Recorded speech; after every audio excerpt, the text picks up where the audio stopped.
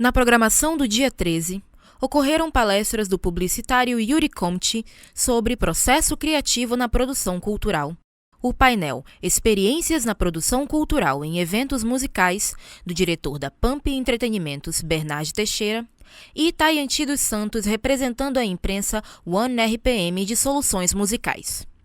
O segundo dia de evento contou com a palestra de Amanda Brito, analista de comunicação da G-Logística, do produtor de eventos Rodrigo Cordeiro e de Michelle Andrews, presidente da UNegro e ativista cultural, com mediação da Relações Públicas e cerimonialista Larissa Tupinambá. Além destes, o evento contou com a presença do secretário de Cultura e Economia Criativa do Amazonas, Marcos Apolo, abordando a cultura como fator de desenvolvimento econômico, do Festival Folclórico de Parintins ao Festival Amazonas de Ópera. Aconteceu nesta quarta-feira, no auditório Rio Solimões da Universidade Federal do Amazonas, o 25º Encontro de Relações Públicas, promovido pela Faculdade de Informação e Comunicação.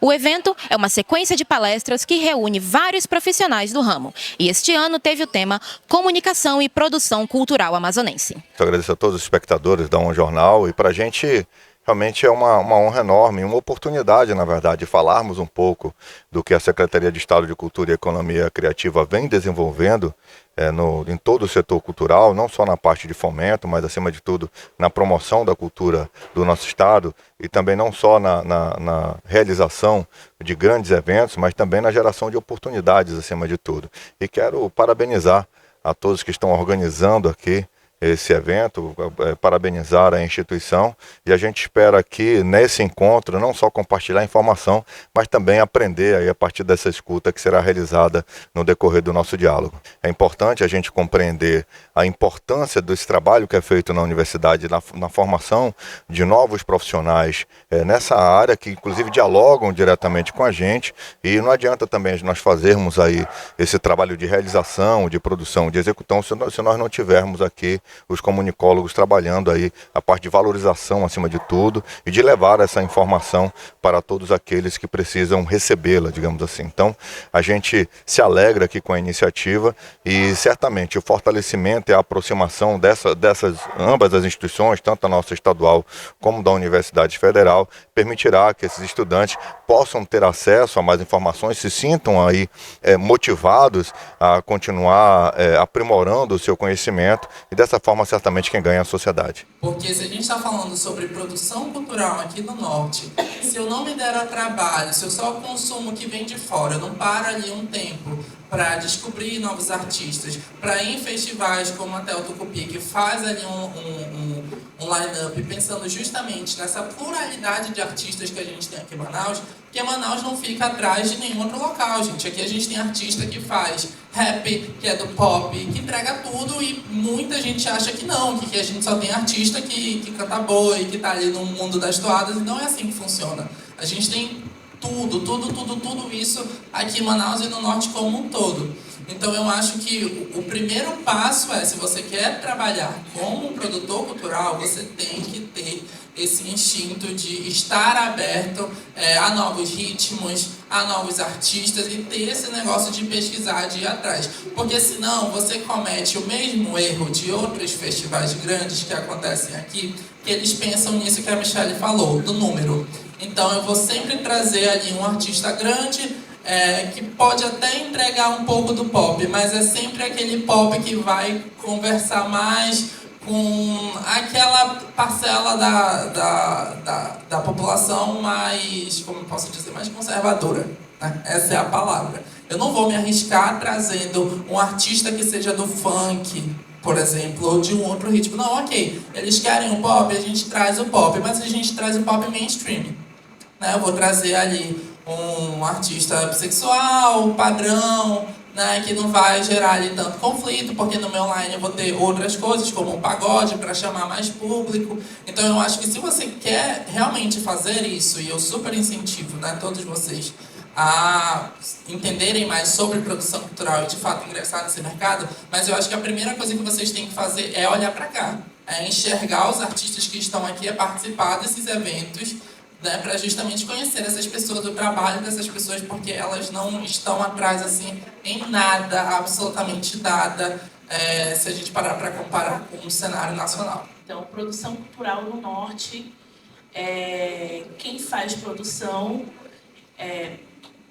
mexe com captação de recurso, se relaciona com artistas, com fornecedores, com as políticas culturais, que aqui no Amazonas não são suficientes, né, comparado com alguns locais do Brasil. Fazer produção cultural no Norte tem a questão logística, né? Vocês sabem que a gente tem 62 municípios, contando com a capital, e muita gente não conhece parte disso, né? Agora, imagine levar a produção cultural para esses municípios ou fazer um planejamento de intercâmbio cultural, pensando Manaus, Europa, Manaus, São Paulo, Manaus, Rio de Janeiro. A cultura pode impulsionar a economia. É aí que a gente entra justamente nesse debate de trabalharmos, transformarmos a Secretaria de Cultura em Cultura e Economia Criativa. E aqui nós trouxemos 4 pontos, né? Que seria o turismo cultural, as indústrias criativas, o empreendedorismo cultural e o capital humano. Então, o que seria essa questão do turismo cultural? É justamente as expressões culturais como patrimônio histórico, os festivais, o artesanato local e culinária, essa questão de atrair esses turistas de todo o mundo, né, para conhecer o nosso estado. Eu até falo que, quando você fala, porque nós temos o Ministério do Turismo e nós temos o Ministério da Cultura. O turismo, ele é promoção pura, né? Ele fala de promover algo. E ele, na sua essência, ele é promovido pela iniciativa privada, pelas agências de turismo, né, pelos agentes de turismo. E a cultura, ela é conteúdo. A gente está falando de identidade, nós estamos falando de conceito. Então, a gente tem essa capacidade de estabelecer e ampliar esse turismo cultural a partir daquilo que é produzido no nosso estado e pela identidade que a gente desenvolve aqui. As indústrias criativas, a gente está falando de cinema, música, design, moda, arquitetura.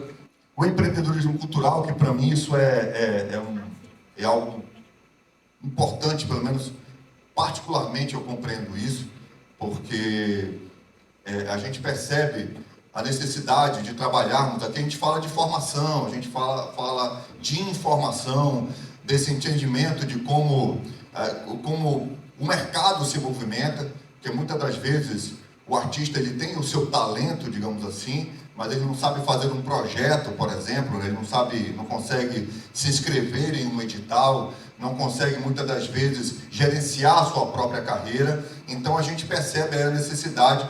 O próprio artista, ele já é um empreendedor, ele está de uma certa forma vivendo da sua arte, vivendo daquilo que ele faz, mas ele, a partir do momento que ele faz o seu trabalho, ele desenvolve ali uma série de outros setores que precisam ser movimentados para aquela atividade.